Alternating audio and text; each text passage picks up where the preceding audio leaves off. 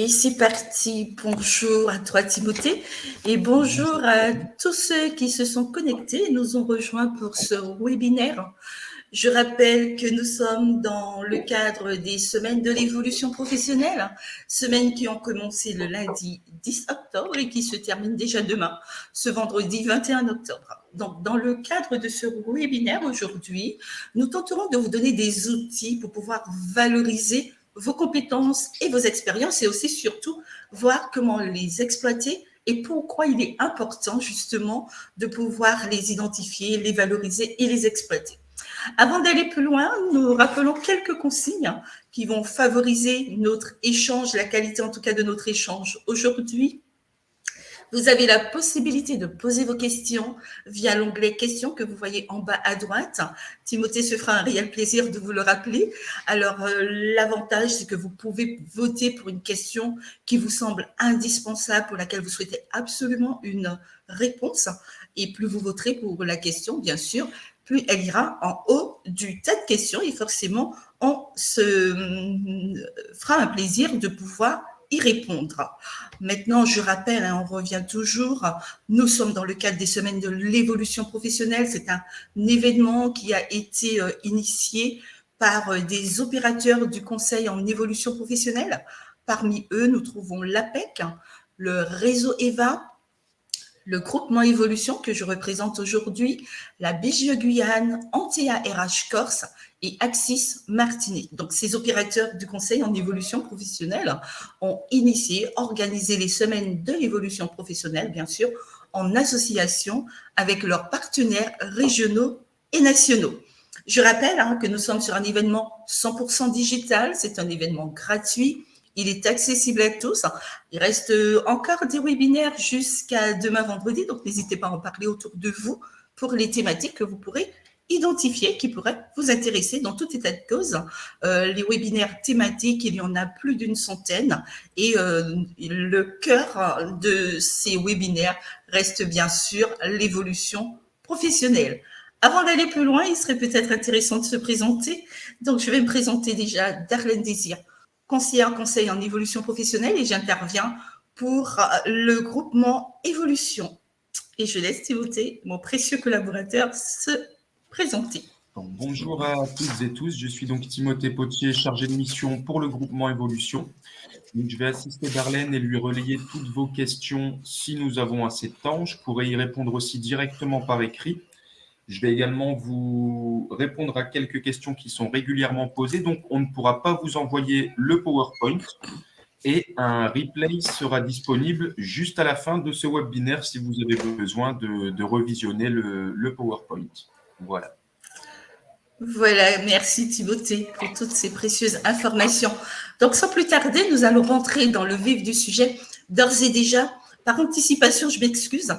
J'espère que je ne vais pas trop tousser. En tout cas, on va croiser fort les doigts pour que pendant cette heure, je puisse être suffisamment fluide dans ce que je dirai et que je n'ai pas de crainte de tout pour empêcher cet échange avec vous.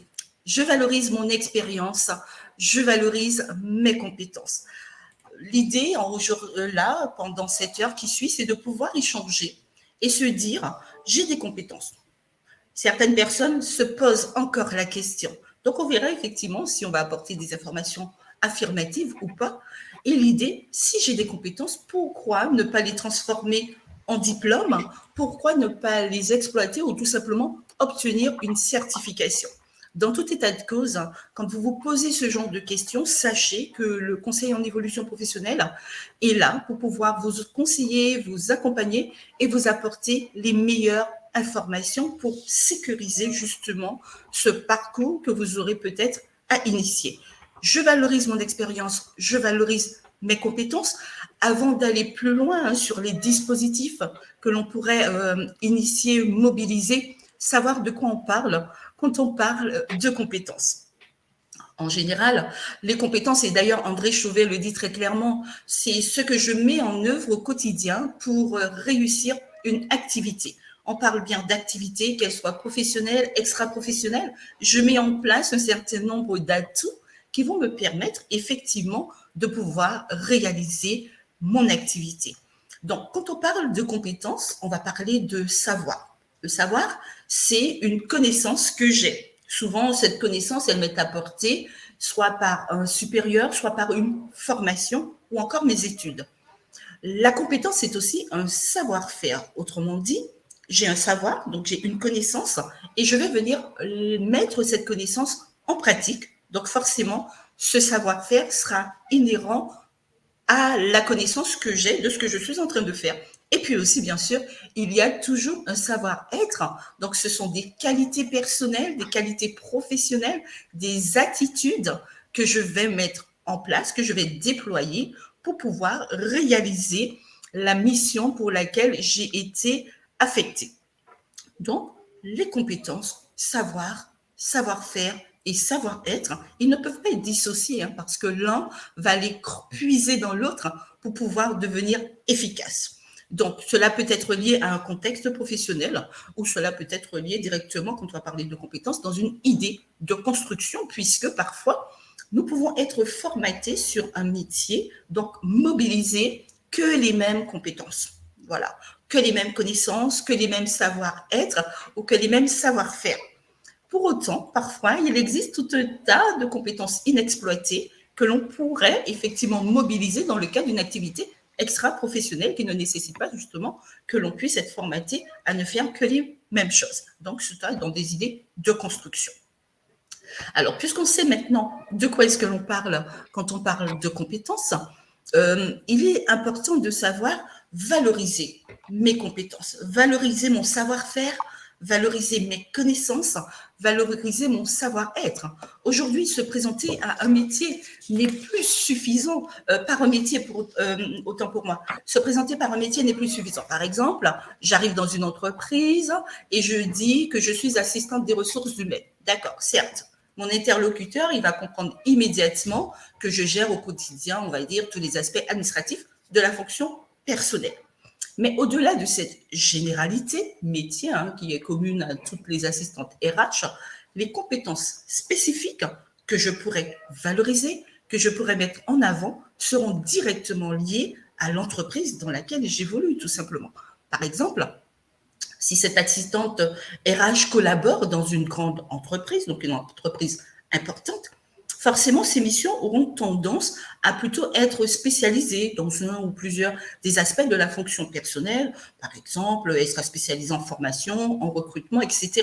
Par contre, si cette assistante RH collabore dans une plus petite entreprise, elle sera déjà en lien direct avec le chef d'entreprise et son activité va demander une plus grande polyvalence. Elle ne sera pas une spécialiste ou une experte d'un domaine ou d'un autre, elle sera plutôt polyvalente. De fait, les compétences mobilisées pour un contexte d'emploi ou un autre seront forcément différentes, d'où l'intérêt de pouvoir se dire, OK, dans le cadre de mon travail, qu'est-ce que je sais faire et quelles sont les compétences que je mobilise, mon activité professionnelle, mon activité extra-professionnelle. Donc, pouvoir faire l'inventaire de ces compétences, c'est aussi apprendre à mieux se connaître. Mieux je me connais, mieux je connais mes forces, mieux je connais mes limites, mes faiblesses, et je peux composer avec tous ces éléments pour pouvoir optimiser une candidature, que ce soit pour un poste, que ce soit pour une formation, mais mieux je me connais, mieux je peux appréhender une situation. Donc, en allant faire l'inventaire de nos compétences, c'est être tout simplement en capacité de se mettre en avant, de valoriser son savoir-faire, son savoir et son savoir-être lors d'une candidature. Réfléchir sur ses compétences, c'est également pouvoir arriver à un carrefour de son parcours où on fait le point sur ce que l'on souhaite désormais mobiliser comme compétences ou les compétences que je souhaite désormais mettre de côté. Je ne veux plus les mobiliser et ça me permet de mieux appréhender un nouveau projet, un parcours de reconversion par ce biais-là. Dans tout état de cause, pouvoir identifier et non seulement les identifier, mais pouvoir aussi les valoriser.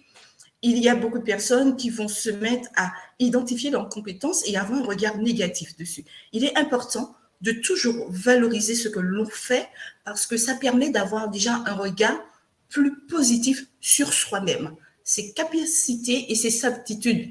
Si on interroge beaucoup de personnes, elles, quel que soit le métier, quel que soit le niveau de qualification, elles diront toutes, je ne sais faire que ça. Donc, le que est déjà de trop parce qu'il va venir amener un regard, on va dire, un peu moins valorisant sur ce que l'on sait faire. Ce qu'un professionnel sait faire, un autre professionnel que celui qui fait mon métier, je ne saurais pas le faire. Donc, chacun, nous avons des compétences, nous avons des atouts, à nous de les mobiliser, à nous de les valoriser pour pouvoir les rendre avantageux lors d'une candidature. Donc ça, c'est très important, l'idée de pouvoir valoriser ces compétences. Maintenant, une fois que j'ai identifié ces compétences, je les ai valorisées, qu'est-ce que je peux en faire? On peut en faire, par exemple, une reconnaissance pour pouvoir obtenir un diplôme. Vous avez certainement déjà entendu parler de la VAE. On va s'y arrêter tout à l'heure. Donc, la VAE, la validation des acquis et de l'expérience. Cela permettra également de pouvoir aussi obtenir une certification sur le socle de connaissances et de compétences professionnelles que nous avons mobilisées. Et là, on parlera de la certification CLEA. Et puis, bien sûr, identifier ces compétences et pouvoir aussi formaliser cet échange dans le cadre d'un projet qui sera accompagné par le conseil en évolution professionnelle, en tout cas un conseiller en conseil en évolution professionnelle, pour pouvoir initier un parcours, initier un projet d'évolution professionnelle ou de reconversion professionnelle et sécuriser toujours tout cet aspect qui parfois peut demander énormément d'énergie, parfois sans décourager, parce qu'on n'est tout simplement pas accompagné. Donc, n'hésitez pas. Et nous allons immédiatement passer à faire un petit zoom sur la validation des acquis et de l'expérience. Il n'y a pas de question à Timothée. Hein. Je le disais, je crois qu'il y a une question d'arriver. Tu pourras m'interpeller tout à l'heure. Une question vient d'arriver justement, Darlène. Pour faire un bilan de compétences, doit-on rencontrer un conseiller en évolution pro ou peut-on s'orienter directement vers un organisme? Alors, en ce qui concerne, on n'est pas dans le bilan de compétences, mais je vais quand même répondre à la question. Tout dépend. Il y a des personnes qui peuvent être sûres, oui, c'est le bilan de compétences qu'il me faut. Effectivement, il peut directement aller voir un consultant en bilan de compétences sans passer par le CEP. Pour autant, savoir si le dispositif que j'ai identifié est le bon en fonction de ma situation, il est déterminant à ce moment-là de se dire, je vais quand même consulter un conseiller en évolution professionnelle. Peut-être que le bilan de compétences n'est pas le bon parce que je me suis trompée ou j'ai mal appréhendé ma situation. Faire le point avec le conseiller en évolution professionnelle permettra soit de confirmer, oui, le bilan de compétences, c'est le dispositif qu'il vous faut pour mieux identifier vos compétences et aller vers un métier, ou peut-être que le conseiller en évolution professionnelle dira, bon, là, vous avez déjà identifié une piste professionnelle. Il s'agit tout simplement de pouvoir confirmer cette piste par d'autres moyens que l'on va vous apporter. Donc, n'hésitez pas, puisque le conseil en évolution professionnelle, c'est un service gratuit, j'ai envie de dire, avant d'entamer une démarche et se rendre compte, je perds du temps, je me suis trompée. Voilà, donc faire le point avec un conseiller en évolution professionnelle pour pouvoir, bien au contraire, être sûr que le dispositif que j'envisage, c'est le bon et c'est vraiment celui qui va sécuriser la suite de mon parcours, histoire simplement d'être efficace dans la démarche de reconversion. Et puis savoir toujours qu'il y a une personne qui vous accompagne dans tout ce parcours. Alors, je vois juste Adeline qui dit les deux sont complémentaires en somme. Oui, chaque, on va dire, accompagnement a sa finalité. Le bilan de compétences n'est pas le conseil en évolution professionnelle. Le conseil en évolution professionnelle n'est pas le bilan de compétences. Il y a deux objectifs complètement différents. Et voir un conseiller en évolution professionnelle, c'est pouvoir justement savoir quels sont les dispositifs les plus favorables à ma situation. Cela pourrait être le bilan de compétences, comme cela pourrait, auquel vous aurez pensé, comme cela pourrait être toute autre chose. Allez, on revient sur la VAE. Donc, la VAE, l'objectif de la validation des acquis et de l'expérience, c'est de pouvoir transformer vos compétences en diplôme. On peut considérer des personnes qui ont travaillé pendant un certain nombre d'années sur un poste, qui ont un bas niveau de qualification, effectivement se dire, en allant vers la VAE, c'est la possibilité pour moi d'obtenir un diplôme.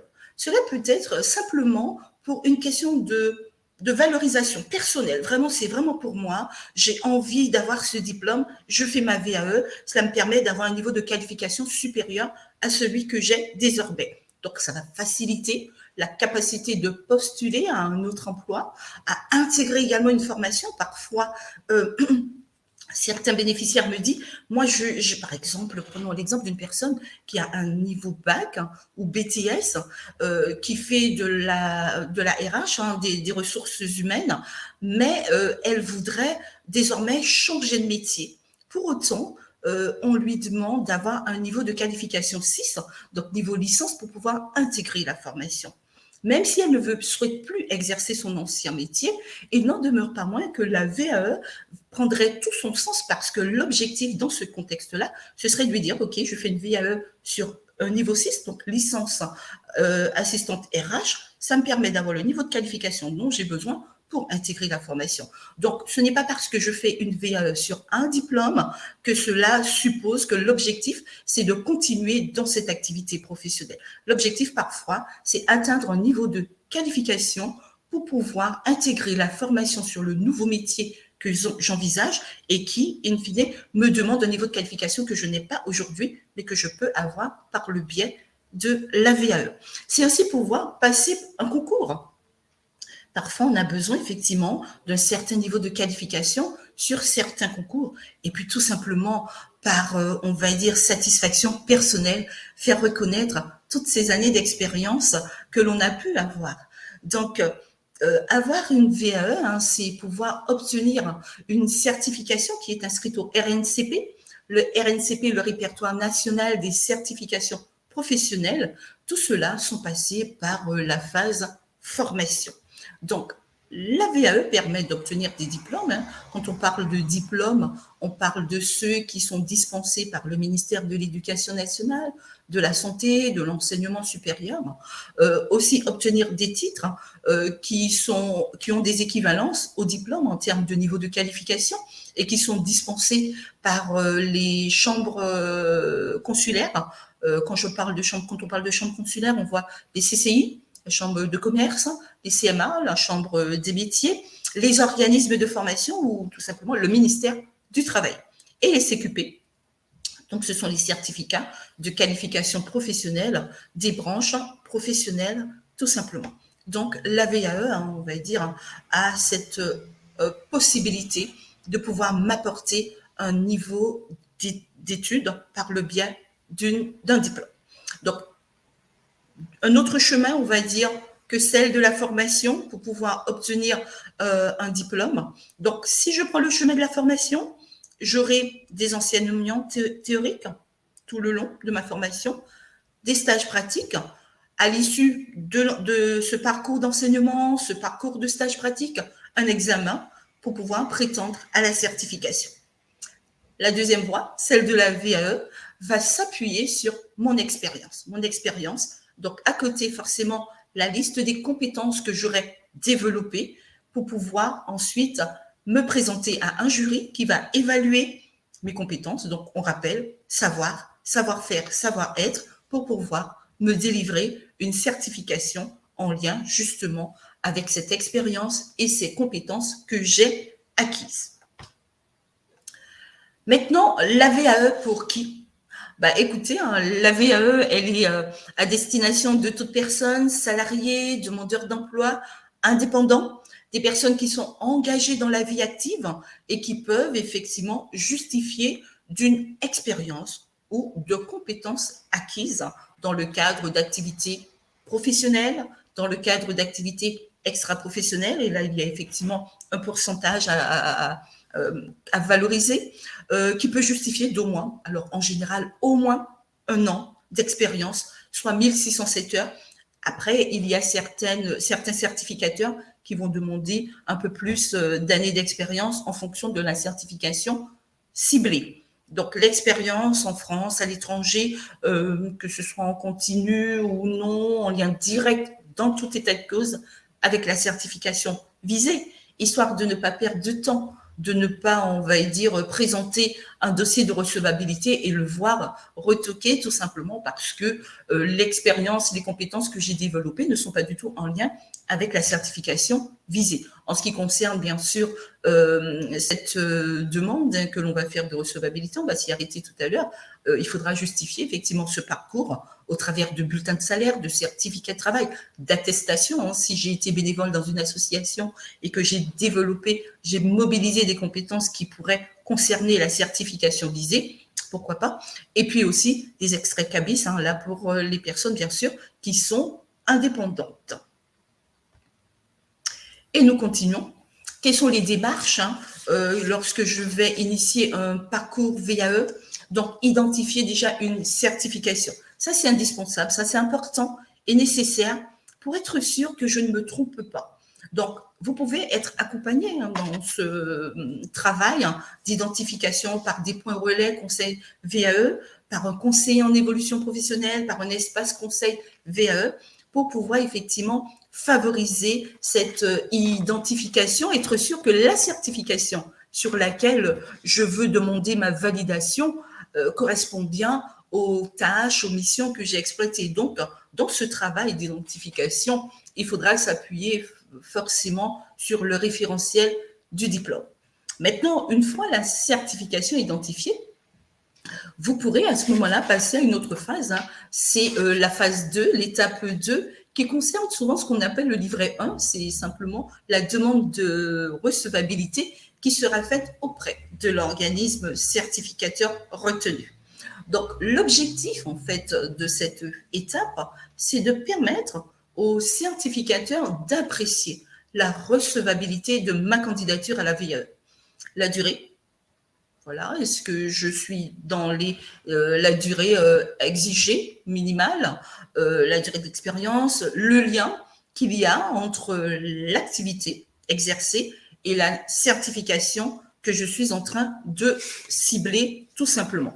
Donc, ce qui va se passer à ce moment-là, quand je vais faire ma demande de recevabilité, je vais donc, alors déjà, comment je vais la faire? Il s'agit de retirer un dossier de recevabilité auprès de l'organisme certificateur concerné, que je peux identifier également avec les points relais VAE, le conseiller en évolution professionnelle.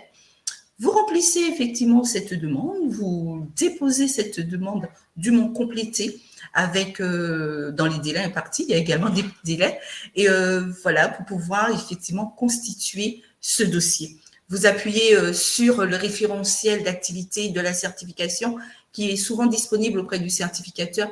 Il n'y a rien de mieux pour être sûr que je ne me trompe pas.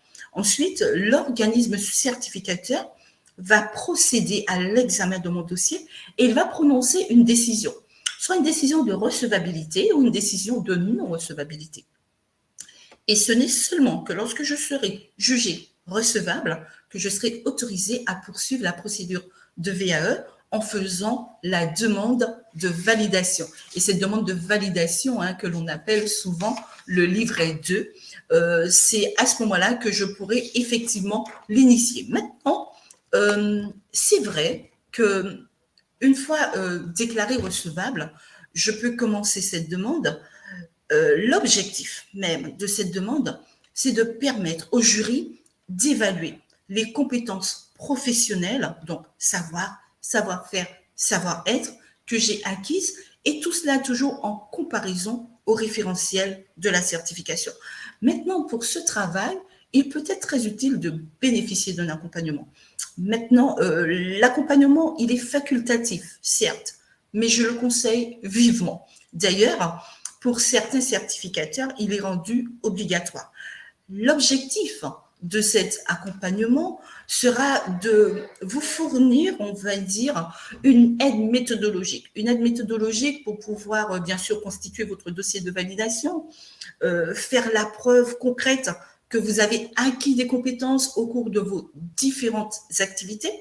C'est aussi vous aider à expliciter vos expériences, pouvoir les mettre en valeur et toujours en relation avec le référentiel, et aussi non négligeable, une partie non négligeable dans cet accompagnement qui concerne à vous préparer à l'épreuve de mise en situation ou encore à l'épreuve d'entretien avec le jury en fonction des modalités de validation prévues par l'organisme certificateur. Donc, cet accompagnement, même s'il n'est pas obligatoire, il est très important, très intéressant et facilitant pour pouvoir constituer son dossier et ne pas se sentir seul, se sentir appuyé tout simplement et soutenu et encouragé dans cette phase, on va dire, de renseignement du dossier de demande de validation. Et puis, l'évaluation, passation devant le jury. Alors, vous voyez sur l'écran affiché que parfois, on peut avoir une validation totale, une validation partielle ou encore aucune validation. Alors, à l'issue du jury, quand vous aurez effectivement présenté votre dossier, échangé avec le jury, il pourra prendre 3 décisions. Soit effectivement, il décide qu'il y a une validation totale. Cela permet donc l'attribution du diplôme, du titre ou encore de la certification de qualification professionnelle que vous avez ciblée. Bien sûr, la certification qui a été obtenue par le biais de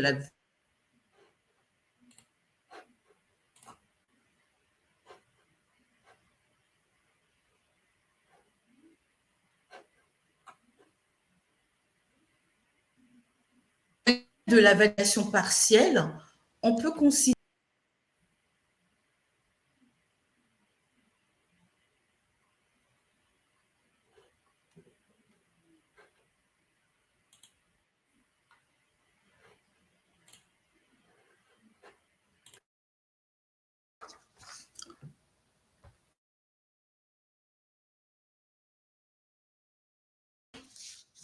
Je suis revenue sur scène, je pense que l'on m'entend, ça coupe petit à peu.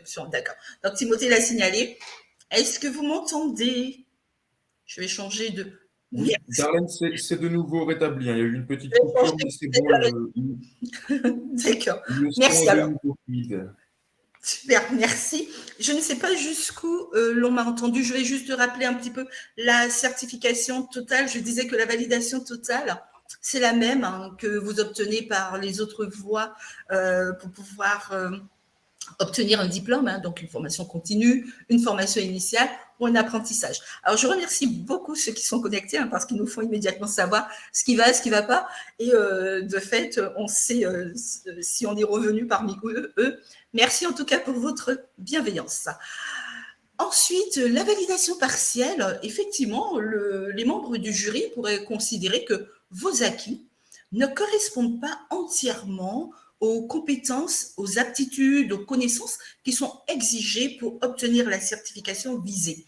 Alors, il va préciser tout simplement celle qui va vous rester à acquérir et que vous aurez aussi un certain délai de 5 ans pour pouvoir avoir l'obtention totale de votre VAE et ainsi que les modalités d'acquisition. Soit il vous préconise une formation complémentaire pour pouvoir finaliser votre VAE ou un projet professionnel à réaliser pour pouvoir mobiliser les compétences exigées dans ce contexte-là.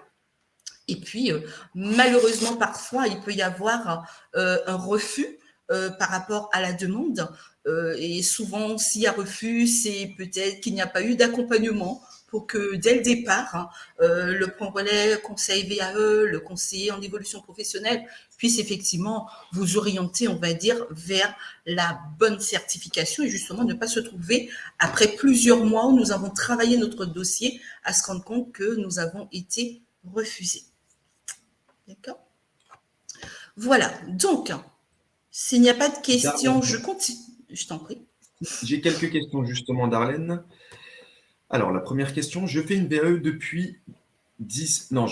après 17 ans d'expérience, et il m'arrive régulièrement d'être épuisé ou découragé face à la charge de travail et l'introspection demandée. Quels sont vos conseils pour tenir le cap? Alors, c'est vrai que réaliser une VAE, c'est quelque chose de très éprouvant. Et je crois que, comme dans tout projet, lorsque l'on porte un projet à deux, on le porte mieux.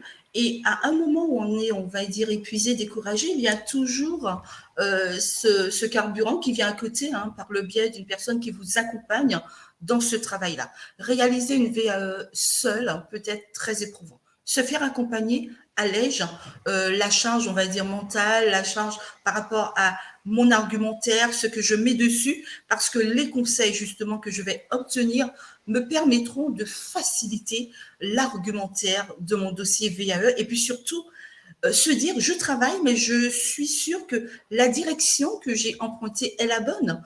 Tout simplement parce que dans le cadre de l'accompagnement, il y aura une relecture à chaque fois de votre dossier, préciser les orientations, si elles sont bonnes ou pas. Vous n'aurez pas l'impression de brasser de l'air, mais au contraire, toujours être de nouveau encouragé pour pouvoir avancer et puis se dire, je ne me trompe pas, c'est la bonne direction. Et lorsque l'on est accompagné, c'est toujours pour pouvoir impulser un peu d'énergie à un moment, effectivement, où notre moteur est en train de lâcher et qu'il n'a plus suffisamment de carburant pour aller jusqu'au bout. Donc, n'hésitez vraiment pas à vous faire accompagner dans le cadre de votre dossier VAE, d'autant que les financements, il y a des financements, puisqu'on en parle, il y a des financements par rapport à cet accompagnement. Votre compte personnel de formation, d'accord?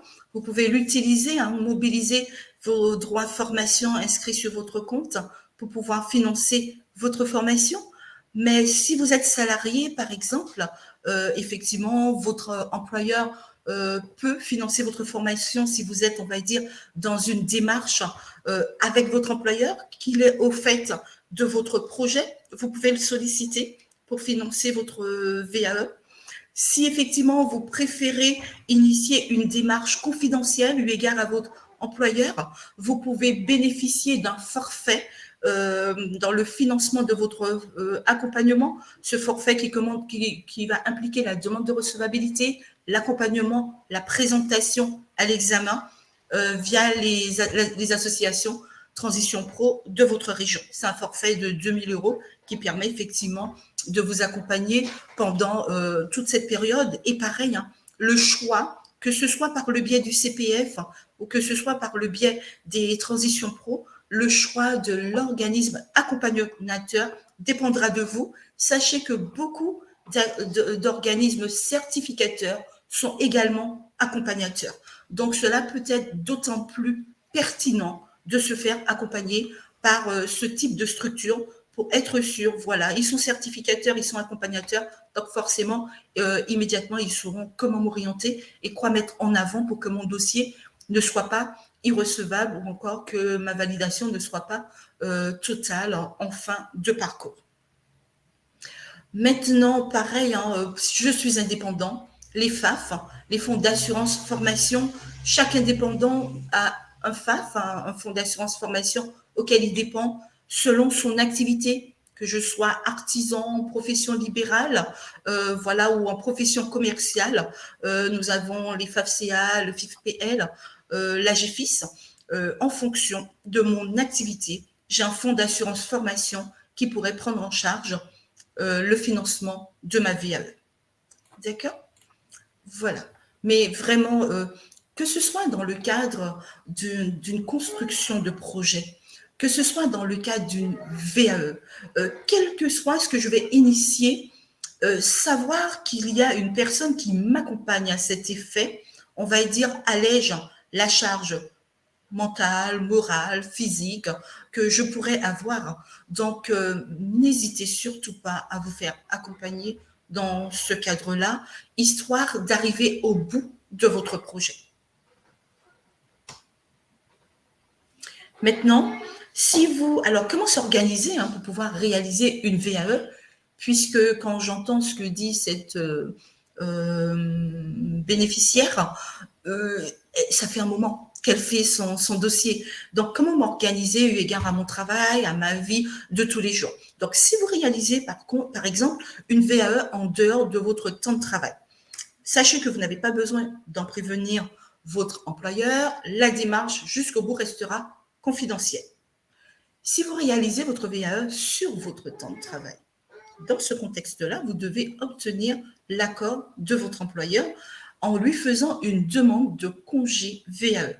La demande de congé VAE est un droit depuis le 1er janvier 2019. Donc, les salariés peuvent demander ce congé de 24 heures maximum pour pouvoir suivre un temps de travail, un temps d'accompagnement à leur dossier de VAE. Alors, peut-être que immédiatement là, comparé, on va dire, à des mois de préparation, vous vous dites 24 heures, c'est peu. L'idée de ces 24 heures, c'est de construire un plan d'action pour avancer. Ce ne sont pas 24 heures d'affilée, 2 jours d'affilée, je prends mes informations et c'est bon. Non, je pourrais les étaler sur plusieurs mois. Un premier rendez-vous d'1 heure ou de 2 heures. Souvent, il y a des réunions d'information collective. Ensuite, un deuxième rendez-vous de 3 heures après peut-être plusieurs semaines où j'ai déjà travaillé sur mon dossier, j'ai du contenu. Voilà, cet accompagnement de 24 heures me permet effectivement de pouvoir garder le bénéfice de mon salaire, hein, puisque c'est un congé que je demande VAE, je garde le bénéfice de mon salaire comme tout congé où on garde le bénéfice de son salaire et bien sûr de son statut avec toutes les charges comprises. D'accord ? Donc, c'est un droit. Désormais, n'hésitez pas à demander votre congé à votre employeur. La demande de congé VAE est faite 60 jours avant le début de l'accompagnement.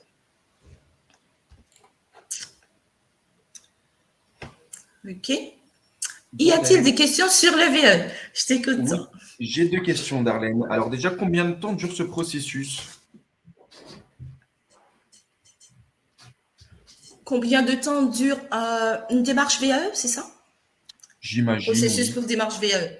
Alors, une démarche VAE, on peut considérer qu'elle va durer entre 6 à 9 mois. D'accord ? Une moyenne de 6 à 9 mois. Maintenant, il y a des personnes qui sont beaucoup plus prolixes que d'autres, qui ont beaucoup plus de temps que d'autres. Voilà, donc on peut aller à partir du moment où on a fait cette demande de certification, on a 5 ans pour pouvoir présenter son dossier. Voilà, c'est surtout ce qu'il faut se dire.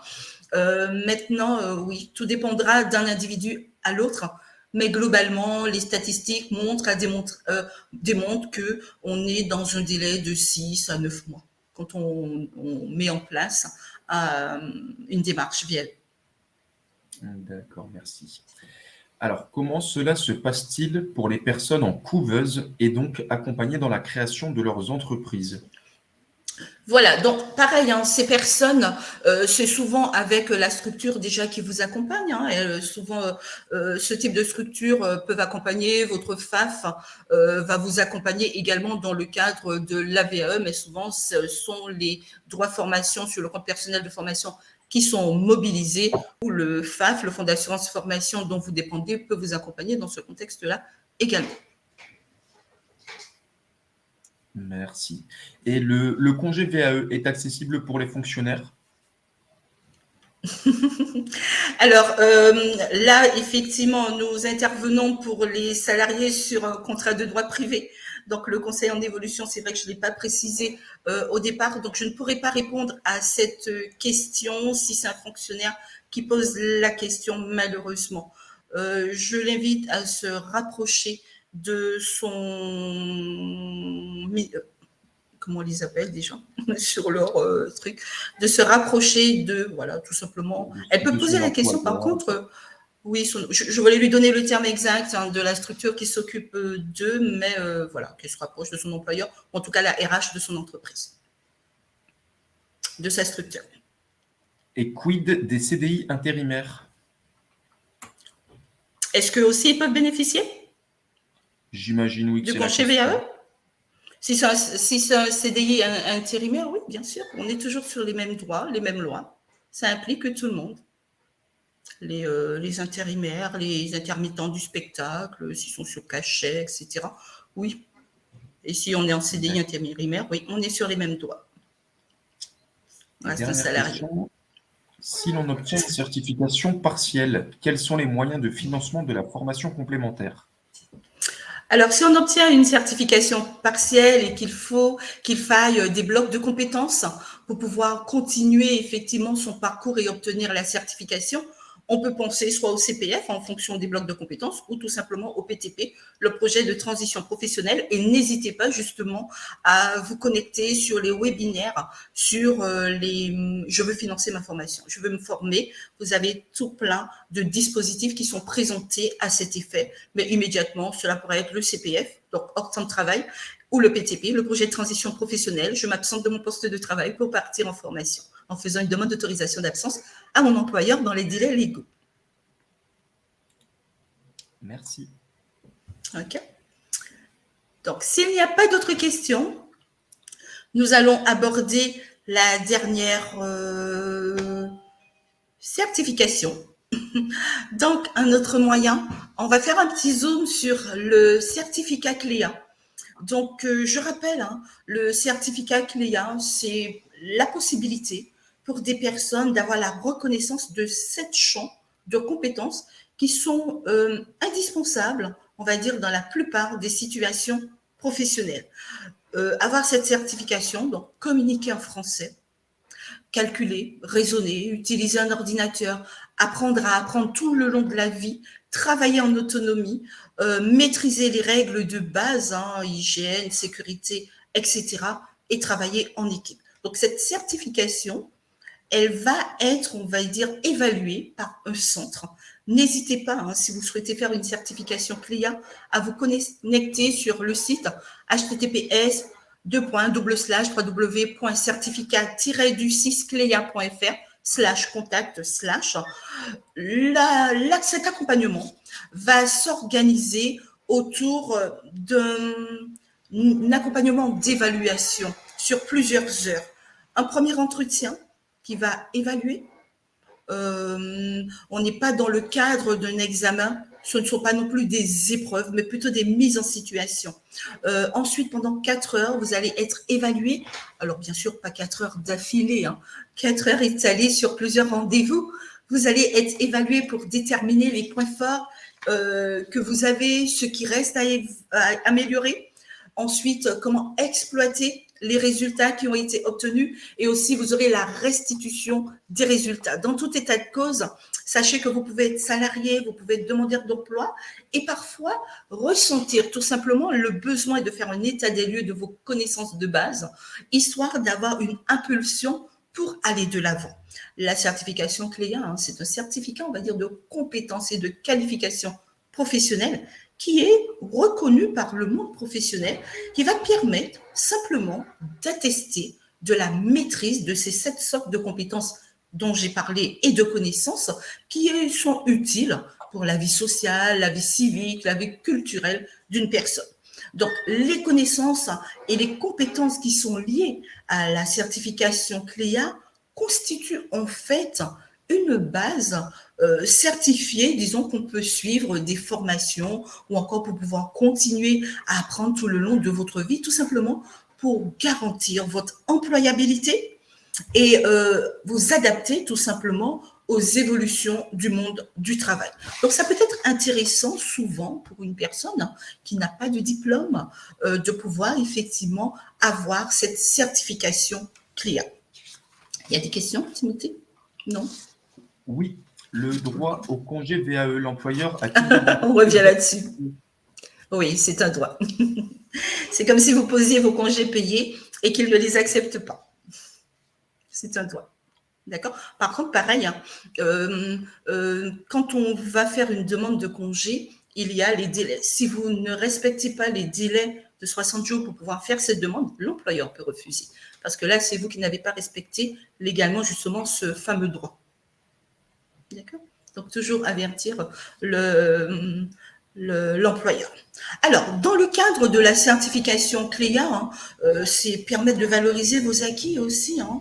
C'est aussi un moyen d'obtenir une certification qui est reconnue par tous et notamment par le monde du travail. Ce sont des certifications interprofessionnelles dans tous les secteurs d'activité et par tous les acteurs. Donc, c'est une base indispensable pour les actifs qui souhaitent consolider leur socle de connaissances et leurs compétences professionnelles. Ne négligez pas cette certification CLEA, notamment si vous n'avez aucun diplôme.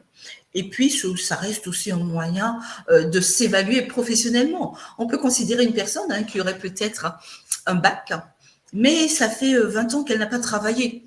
Donc, aller faire une certification CLEA n'est pas, on va dire, inenvisageable dans un tel contexte parce que il va permettre, cet accompagnement va permettre aussi de consolider votre capital confiance, démontrer aussi votre envie d'évoluer, votre capacité à vous ouvrir à de nouvelles opportunités, accès à l'information, etc., etc. Donc, c'est vrai, on va plutôt cibler un public non diplômé, un public qui a un niveau de qualification bac et ça fait 20 ans, 30 ans que je n'ai pas travaillé. Ça peut être fort intéressant pour ce type de public. Donc maintenant, la certification CLEA, les étapes du parcours et les résultats. Comment est-ce qu'ils vont s'évaluer? Si vous ne validez pas au moins 75% des compétences, on va vous proposer de renforcer vos compétences grâce à une formation sur mesure pour ensuite repasser une nouvelle évaluation afin d'étoffer un peu plus votre dossier. Et là, effectivement, le jury qui est composé de professionnels va examiner votre dossier et s'il est conforme aux exigences qui sont attendues, qui sont requises, vous obtiendrez votre certification CLEA. Maintenant, si vous validez votre évaluation à au moins 75% des compétences attendues, le dossier sera immédiatement transmis au jury pour que vous puissiez obtenir votre certification CLEA si le jury estime que ce dossier est conforme aux exigences requises. Notre connexion nous fait défaut? Non, ça va. Hein? Est-ce qu'il y a des questions, notamment sur la certification CLEA? Oui, la certification CLEA s'adresse-t-elle au cadre? Ces compétences ne sont-elles pas attendues de fait? La compétence CLEA s'adressait au cadre. J'ai rarement vu un cadre qui va faire une certification CLEA. Le cadre, en général, il a un haut niveau de qualification, un haut niveau de responsabilité, dans lequel, dans même sa pratique professionnelle, il mobilise. Donc, pas d'intérêt. Maintenant, si c'est un cadre qui n'a pas travaillé depuis 30 ans, oui, pourquoi pas. Okay, tout dépend de l'instant. Mais un cadre, aller vers une certification CLEA, immédiatement, vu comme ça, un cadre actif diplômé, ça n'aurait pas de sens. En tout cas, attendu dans le contexte de la certification CLEA. C'est tout? Pas d'autres questions? D'accord. Donc, maintenant, un rapide zoom pour valoriser vos compétences et pouvoir surtout les exploiter au moment venu. N'hésitez surtout pas à travailler un portefeuille de compétences. Ça peut être intéressant pour mettre en lumière, en fait, vos acquis. Vous savez, plus on va travailler, mettre à l'écrit ce que l'on sait faire dans le cadre d'un portefeuille, résumer nos expériences, plus on sera au fait de notre réalité et on aura un regard beaucoup plus favorable, beaucoup plus optimiste sur nous-mêmes, beaucoup plus positif. Ne pas les écrire, c'est ignorer certains ou se dire je ne sais pas faire grand-chose. Mais quand on écrit, on va se rendre compte de la liste des compétences que l'on mobilise au fil de nos activités, au fil de nos missions, et se dire mais finalement j'en ai énormément. Et l'idée c'est de savoir que faire avec tout cela. Okay? Donc comment les transformer? Pareil, hein, vous pouvez aussi identifier vos compétences au travers des fiches ROM du Pôle emploi, le répertoire opérationnel des métiers. J'ai un métier, je ne sais pas identifier mes compétences, je vais voir la fiche ROM qui correspond à mon métier et voir les compétences qui sont développées dans cette fiche ROM. Elles me permettront effectivement de mettre en parallèle ce que je fais avec ce qui est écrit et ainsi recueillir des éléments. Pareil, je peux également aller voir le RNCP, les diplômes directement liés à la certification que je cible, au métier que j'exerce, le RNCP, Répertoire national des certifications professionnelles. Je vais voir les fiches descriptives. Elles vont me permettre, elles vont préciser plutôt les activités attendues, les compétences attendues par rapport à la certification, et cela peut m'être aidant pour pouvoir effectivement explorer, identifier et enrichir mon portefeuille de compétences. Voilà, dans tout état de cause, moi, je vous encourage vivement à ne pas hésiter dans toute cette exploration, dans tous ces besoins, à contacter un conseiller en conseil en évolution professionnelle. Sachez que dans tout état de cause, vous êtes dans un accompagnement déjà gratuit, un accompagnement confidentiel, neutre, impartial et surtout accessible puisque nous sommes sur tous les territoires de France pour pouvoir effectivement constituer soit un projet, parce que je n'arrive pas à identifier une piste professionnelle, soit vous aider à confirmer un projet également. Tout cet accompagnement permet cela, formaliser, élaborer un projet et surtout le mettre en œuvre. Le mettre en œuvre dans le cadre d'une stratégie. Une stratégie qui évite de perdre du temps, d'une stratégie qui permet effectivement d'être efficace et d'avoir, on va dire, toute une panoplie d'outils ou de pistes vers lesquelles on pourrait s'orienter. Pour cela, vous avez plusieurs opérateurs de compétences en fonction de votre statut. Si vous êtes en situation de handicap et que votre handicap est un frein à votre mise à l'emploi, n'hésitez pas à contacter les Cap Emploi. Vous avez moins de 26 ans, les missions locales, vous êtes demandeur d'emploi, les pôles emploi, bien sûr, vous êtes cadre, l'APEC, et les salariés du secteur privé et les indépendants, vous avez le groupement Évolution, vous avez Antea, EVA, Axis, les BGE. N'hésitez pas à vous rapprocher de ces structures pour pouvoir vous faire accompagner dans le cadre de votre projet d'évolution ou de reconversion professionnelle.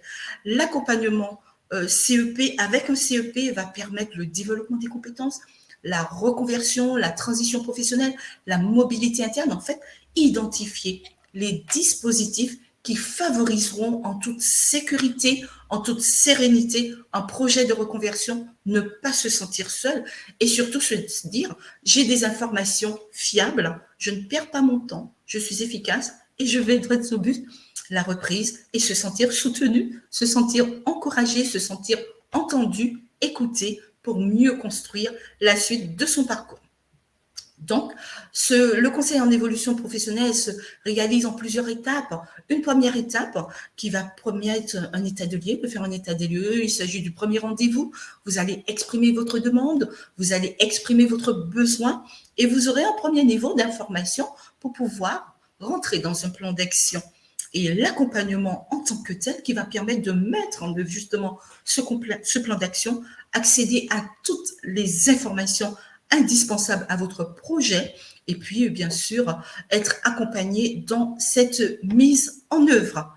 Si vous voulez être accompagné par un conseiller en évolution professionnelle, vous pouvez nous retrouver via notre site www.mon-du6cep.org.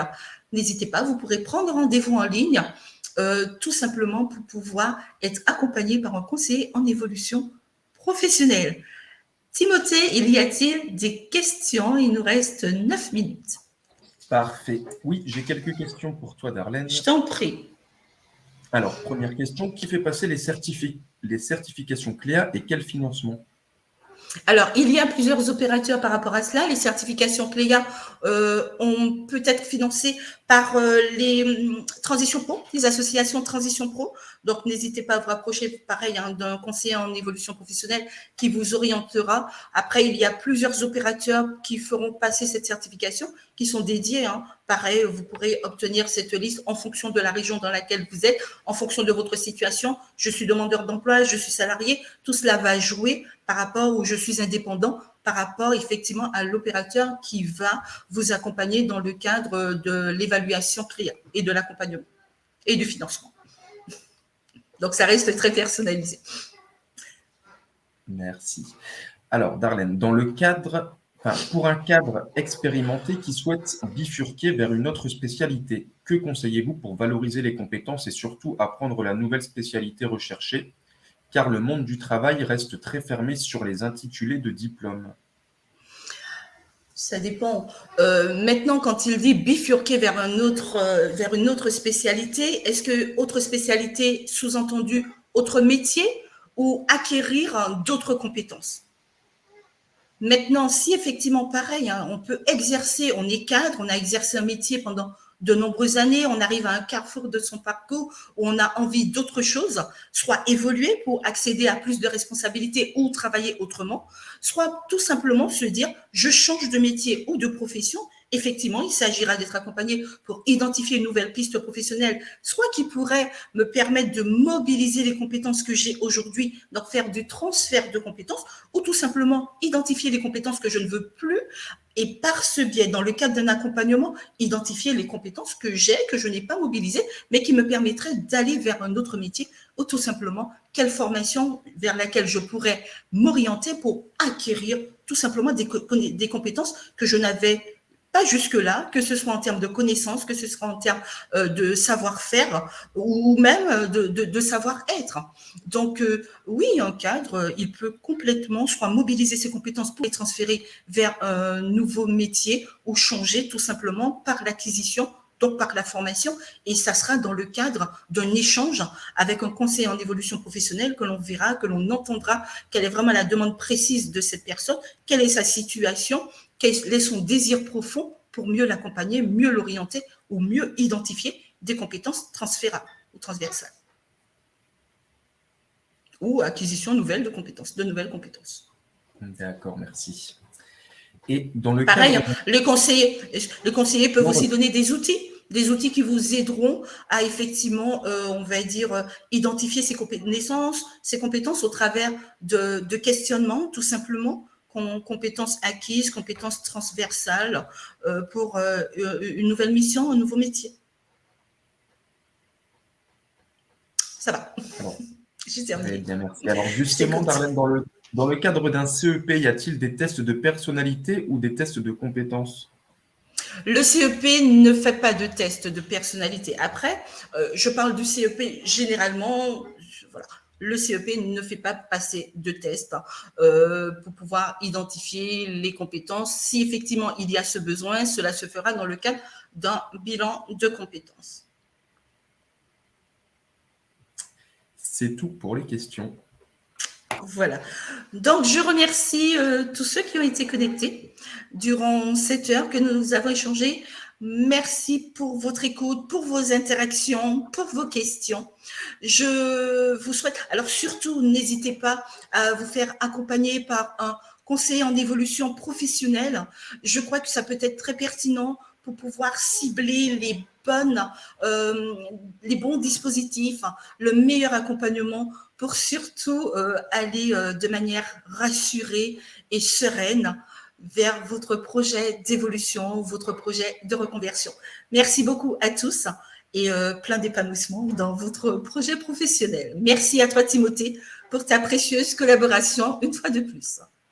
Merci Darlène pour cette présentation très enrichissante. Très bonne journée à tous. Au revoir.